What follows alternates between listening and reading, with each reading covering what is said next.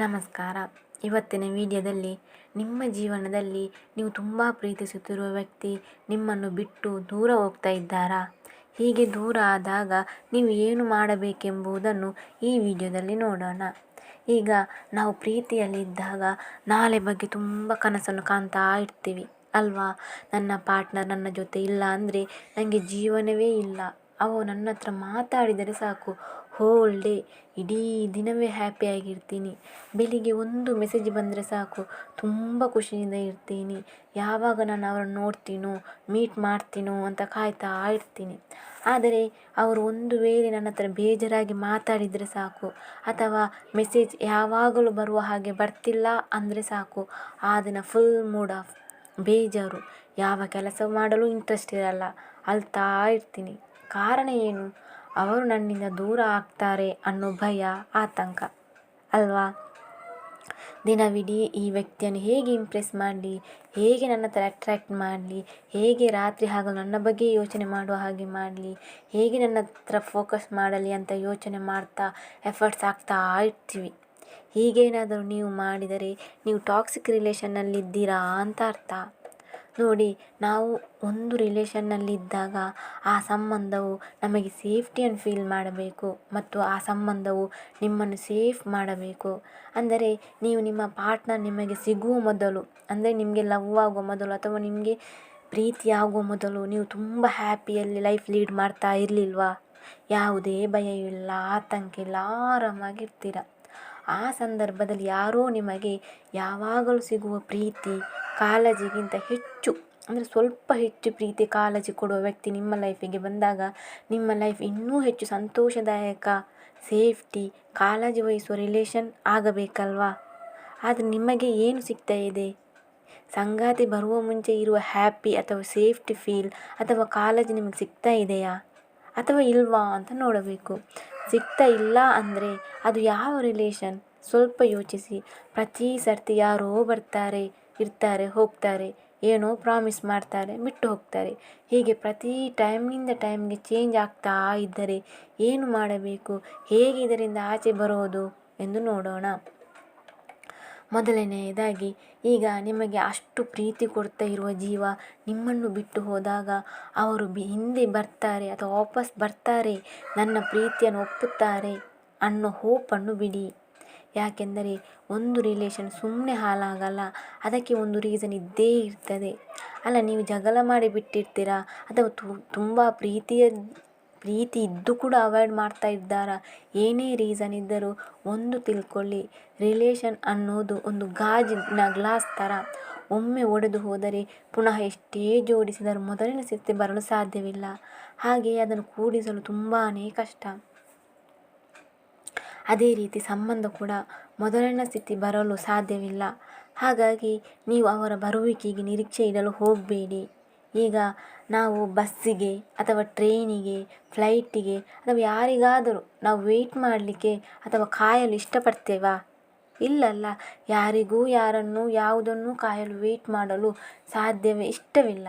ಹಾಗೆಯೇ ಒಬ್ಬರು ನಿಮ್ಮನ್ನು ಬಿಟ್ಟು ಹೋದಾಗ ಅವರನ್ನು ವೆಯ್ಟ್ ಮಾಡೋದು ನಮ್ಮಷ್ಟು ಮೂರ್ಖರು ಯಾರೂ ಇರಲಾರರು ಅಲ್ವಾ? ಮೊದಲು ಅವರ ಡಿಸಿಷನ್ಗೆ ರೆಸ್ಪೆಕ್ಟ್ ಕೊಟ್ಟು ಸಂತೋಷದಿಂದ ಕಳುಹಿಸಿಕೊಡಿ. ಇದು ಹೇಳಲು ಮಾತ್ರ ಸುಲಭ, ಆದರೆ ತುಂಬ ಕಷ್ಟ ಉಂಟು. ಯಾರಿಗೊತ್ತು, ಅವರಿಗಿಂತ ಬೆಟರ್ ಪರ್ಸನ್, ಸೇಫ್ಟಿ ಕೊಡುವ ಪರ್ಸನ್, ಕಾಳಜಿ ತೋರಿಸುವ ಪಾರ್ಟ್ನರ್ ನಿಮ್ಮ ಲೈಫಲ್ಲಿ ಎಂಟ್ರಿ ಆಗಲೂಬಹುದು ಅಲ್ವಾ? ಅವರಿಗಿಂತ ಉನ್ನತ ಸ್ಥಾನದಲ್ಲಿದ್ದು ಅವರಿಗಿಂತ ನಿಮ್ಮನ್ನು ಪ್ರಾಣಕ್ಕಿಂತ ಜಾಸ್ತಿ ಪ್ರೀತಿ ಮಾಡೋ ಪಾರ್ಟ್ನರ್ ಕೂಡ ಸಿಗಬಹುದು ಅನ್ನುವ ಕಾನ್ಫಿಡೆಂಟಲ್ಲಿ ಇರಬೇಕು. ಹೋದವರು ಹೋಗಲಿ, ಅದನ್ನು ಬಿಟ್ಟು ನಿಮ್ಮ ವ್ಯಾಲ್ಯೂವನ್ನು ಅವರಿಗೆ ತೋರಿಸಲು ಹೋಗಬೇಡಿ. ನಿಮಗೆ ಒಂದು ನಿಜ ಗೊತ್ತಾ? ಈ ವಜ್ರ ಉಂಟಲ್ಲ, ವಜ್ರದ ಬೆಲೆ ವಜ್ರದ ಓನರಿಗೆ ಮಾತ್ರ ಗೊತ್ತು. ಸೊ ಪ್ರತಿ ಸಲ ಹೋಗಿ ನೀನು ನನ್ನನ್ನು ಪ್ರೀತಿಸು, ನನ್ನ ಬೆಲೆ ತಿಳ್ಕೊ, ಅರ್ಥ ಮಾಡ್ಕೊ, ನಾನು ಪ್ರೀತಿಸುವಷ್ಟು ಯಾರು ನಿನ್ನನ್ನು ಪ್ರೀತಿಸಲು ಸಾಧ್ಯವಿಲ್ಲ, ನಾನು ನಿನ್ನನ್ನು ಎಷ್ಟು ಪ್ರೀತಿ ಮಾಡ್ತೀನಿ ಗೊತ್ತಾ ಅಂತ ಮೂರ್ಖರ ಥರ ಬಿಹೇವ್ ಮಾಡಲಿಕ್ಕೆ ಹೋಗಬೇಡಿ. ಹೀಗೆ ಮಾಡೋದ್ರಿಂದ ನೀವು ಎಷ್ಟು ಚೀಪ್ ಆಗ್ತೀರಾ, ಎಷ್ಟು ಸಣ್ಣವರಾಗ್ತೀರಾ ಅಂತ ನಿಮ್ಗೆ ಗೊತ್ತಾ? ನಿಮ್ಮ ಲೈಫ್ನಿಂದ ಅವರು ಹೋದರೆ ಹೋಗಲಿ, ಕಲ್ಕೊತಿರುವವರು ಅವರು, ನೀವಲ್ಲ ಅನ್ನೋದು ನೆನಪಲ್ಲಿರಲಿ. ನಿಮ್ಮ ಮೇಲೆ ನಿಮಗೆ ಕಾನ್ಫಿಡೆಂಟ್ ಇದ್ದರೆ ಅವರಲ್ಲ ಯಾರು ಕೂಡ ಇಲ್ಲದೆ ಕೂಡ ನೀವು ಸಂತೋಷದಿಂದ ಬಾಳಬಹುದು. ನಿಮ್ಮ ಜೊತೆ ಒಳ್ಳೆಯ ಸಂಬಂಧವನ್ನು ಬೆಳೆಸ್ಕೊಳ್ಳಿ, ನಿಮ್ಮ ಲೈಫ್ ಮೇಲೆ ಫೋಕಸ್ ಮಾಡಿ. ಆದರೆ ಒಂದನ್ನು ನೀವು ಅರ್ಥ ಮಾಡಬೇಕು, ಏನೆಂದರೆ ಅವರು ನಿಮಗೆ ಸರಿಯಾದ ವ್ಯಕ್ತಿ ಅಲ್ಲ ಅನ್ನೋದನ್ನು ಮೊದಲು ನೀವು ತಿಳ್ಕೋಬೇಕು. ಸರಿಯಾದ ವ್ಯಕ್ತಿ ಆದರೆ ಅವರು ಯಾಕೆ ನಿಮ್ಮ ಜೊತೆ ಜಗಳವಾಡುತ್ತಾರೆ? ಈಗ ನಾವು ಯಾರ ಜೊತೆ ಆದರೂ ಸುಮ್ಮನೆ ಜಗಳವಾಡ್ತೀವ? ಅಥವಾ ನಮಗೆ ಇಷ್ಟ ಇಲ್ಲದನ್ನು ಮಾಡಿದಾಗ, ನಮಗೆ ಅಟೆನ್ಷನ್ ನೀಡದಾಗ, ಮತ್ತು ಹಾಗೆಲ್ಲ ಮಾಡಿದಾಗ ಅಲ್ವ ನಾವು ಜಗಳ ಮಾಡೋದು. ಹಾಗೆಯೇ ಪ್ರೀತಿಯಲ್ಲೂ ಅವರು ಸರಿಯಾದ ವ್ಯಕ್ತಿ ಆದರೆ ನಾವು ಜಗಳ ಮಾಡಲು ಸಾಧ್ಯವಿಲ್ಲ. ಅವರು ಮಾತನಾಡುವ ರೀತಿ ಹೇಗಿರುತ್ತೆ ಎಂದರೆ ಎಲ್ಲ ನಮ್ಮದೇ ತಪ್ಪು ಅನ್ನುವ ರೀತಿ ಅಲ್ವಾ. ಚಿಕ್ಕ ವಿಷಯವನ್ನು ದೊಡ್ಡದು ಮಾಡಿ ನಮ್ಮಿಂದ ದೂರ ಹೋಗಲು ಯೋಚಿಸ್ತಾ ಇರ್ತಾರೆ. ಇಂಥ ರಿಲೇಷನ್ ಬೇಕಾ? ಯಾವಾಗ ನೋಡಿದರೂ ನಾವೇ ಅವರಿಗೆ ಬೆಗ್ಗರ್ ಥರ ಸಾರಿ ಅಂತ ಕೇಳ್ತಾ ಇರೋದು. ಒಂದು ಸಲ ಯೋಚನೆ ಮಾಡಿ, ಪ್ರತಿ ಸಲ ಆಗುವ ಜಗಳ, ಕೋಪ, ಮುನಿಸು ಇದಕ್ಕೆಲ್ಲ ನಾನು ಕಾರಣನಾ ಅಥವಾ ಎದುರುಗಡೆ ಇರುವ ವ್ಯಕ್ತಿ ಕಾರಣನಾ ಅಂತ ಸ್ವಲ್ಪ ಯೋಚಿಸಿ. ಆದರೆ ಖಂಡಿತ ನೀವು ಆಗಲು ಸಾಧ್ಯವಿಲ್ಲ.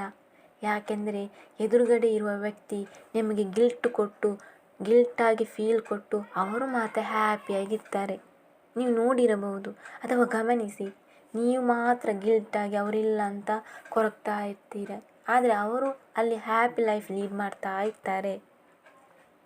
ಸೊ ನೀವು ಅವರ ಬಗ್ಗೆ ಯೋಚಿಸುತ್ತಾ, ಅವರ ಬಗ್ಗೆ ಕೊರಗುತ್ತಾ, ನಿಮ್ಮ ಎನರ್ಜಿಯನ್ನು ಅವರ ನೆನಪಿನಲ್ಲಿ ವೇಸ್ಟ್ ಮಾಡುವ ಬದಲು ಆ ಎನರ್ಜಿ ಇದೆಯಲ್ಲ, ಅದು ನಿಮ್ಮ ಮೇಲೆ ಆ ಎನರ್ಜಿಯನ್ನು ಕೊಡಿ. ನಿಮ್ಮ ಗೋಲ್ ಸಕ್ಸಸ್ ಮೇಲೆ ಫೋಕಸ್ ಮಾಡಿ. ವರ್ಕೌಟ್ ಮಾಡಿ, ಯೋಗ ಮಾಡಿ ಮತ್ತು ಆರೋಗ್ಯವಂತ ಆಹಾರ ಸೇವಿಸಿ, ಹೆಲ್ದಿಯಾಗಿರಿ, ಜರ್ನಲಿಂಗ್ ಮಾಡಿ ಮತ್ತು ಮೋಸ್ಟ್ ಇಂಪಾರ್ಟೆಂಟ್ ಟ್ರಾವೆಲಿಂಗ್ ಮಾಡಿ. ನಮಗೆ ಈಗ ನಾವು ಟ್ರಾವೆಲಿಂಗ್ ಮಾಡಿದಾಗ ಹೊಸ ಜನರ ಪರಿಚಯವಾಗ್ತದೆ. ಆಗ ನಮಗೆ ಕಾಲಕ್ರಮೇಣ ಅವರ ನೆನಪು ಕಡಿಮೆ ಆಗ್ತಾ ಹೋಗ್ತದೆ. ಒಂದು ಒಳ್ಳೆಯ ಬಿಸ್ನೆಸ್ ಸ್ಕಿಲ್ಲನ್ನು ಬೆಳೆಸ್ಕೊಳ್ಳಿ. ಲೈಫ್ ಬ್ಯುಸಿಯಾಗಿಡಿ. ನೀವು ಎಷ್ಟು ಬ್ಯುಸಿಯಾಗಿರಬೇಕೆಂದರೆ ನಿಮ್ಮನ್ನು ಬಿಟ್ಟು ಹೋದ ವ್ಯಕ್ತಿಯ ನೆನಪಲ್ಲ, ಅವರ ಆಚೆ ತಲೆ ಕೂಡ ಇಟ್ಟು ಮಲಗಬಾರದು. ಅಷ್ಟು ಬ್ಯುಸಿಯಾಗಿರಬೇಕು. ನಿಮಗೆ ಎಷ್ಟು ಸೆಲ್ಫ್ ರೆಸ್ಪೆಕ್ಟ್ ಬಿಲ್ಡ್ ಆಗಬೇಕೆಂದರೆ ಯಾರಾದರೂ ನಿಮ್ಮನ್ನು ಬಿಟ್ಟರೆ, ನಿಮ್ಮನ್ನು ಅರ್ಧದಲ್ಲಿ ಬಿಟ್ಟರೆ ಅಥವಾ ಅವಾಯ್ಡ್ ಮಾಡಿದರೆ ಅದು ಅವರಿಗೆ ನಷ್ಟ ಉಂಟು ಮಾಡಬೇಕೇ ಹೊರತು ನೀವು ಮಾನಸಿಕವಾಗಿ ಕುಗ್ಗಬಾರದು. ನಿಮ್ಮ ಎಮೋಷನ್ ಜೊತೆ ಯಾರನ್ನೂ ಆಟವಾಡಲು ಬಿಡಬೇಡಿ. ಕೆಲವರು ಹೇಗಿರ್ತಾರೆ ಅಂತಂದರೆ, ಒಮ್ಮೆ ಬ್ಲಾಕ್ ಮಾಡೋದು, ಒಮ್ಮೆ ಅನ್ಬ್ಲಾಕ್ ಮಾಡೋದು, ಮತ್ತೆ ಬರೋದು ಹೋಗೋದು. ಈ ಸಲ ಮಾತ್ರ ನೀವು ಹೇಗಿರಬೇಕೆಂದರೆ, ನಿಮ್ಮನ್ನು ಯಾರು ಬ್ಲಾಕ್ ಮಾಡ್ತಾರೋ, ಯಾರು ಬ್ಲಾಕ್ ಮಾಡ್ತಾರೋ, ಯಾರು ಬರ್ತಾರೆ ಹೋಗ್ತಾರೆ ಹೀಗೆ ಮಾಡ್ತಾ ಇರ್ತಾರಲ್ಲ, ಈ ಸಲ ಮಾತ್ರ ನೀವೇ ಅವರನ್ನು ಬ್ಲಾಕ್ ಮಾಡಿ ಬಾಯಿ ಹೇಳಬೇಕು. ಅಷ್ಟು ಕಾನ್ಫಿಡೆಂಟ್ನಿಂದ ನೀವು ಹೊಸ ಜೀವನದತ್ತ ಸಾಗಬೇಕು. ಒಂದು ತಿಳ್ಕೊಳ್ಳಿ, ನೀವು ಜೀವನದಲ್ಲಿ ಸಕ್ಸಸ್ ಆದಾಗ ನಿಮ್ಮ ಪಾರ್ಟ್ನರ್ ನಿಮ್ಮನ್ನು ಹುಡುಕಿಕೊಂಡು ಬಂದೇ ಬರುತ್ತಾರೆ ಅಂತ ಹೇಳುತ್ತಾ, ಈ ವಿಡಿಯೋ ನಿಮಗೆಲ್ಲ ಇಷ್ಟವಾಗಿದೆ ಎಂದು ಭಾವಿಸುತ್ತೇನೆ. ಇಷ್ಟವಾದರೆ ಒಂದು ಲೈಕ್ ಮಾಡಿ ಮತ್ತು ಇದೇ ರೀತಿಯ ಹೆಚ್ಚಿನ ವೀಡಿಯೋಸ್ಗಳಿಗಾಗಿ ಚಾನೆಲ್ ಸಬ್ಸ್ಕ್ರೈಬ್ ಮಾಡುವುದನ್ನು ಖಂಡಿತವಾಗಿಯೂ ಮರೆಯಬೇಡಿ. ಕೇಳಿದ್ದಕ್ಕಾಗಿ ಧನ್ಯವಾದಗಳು.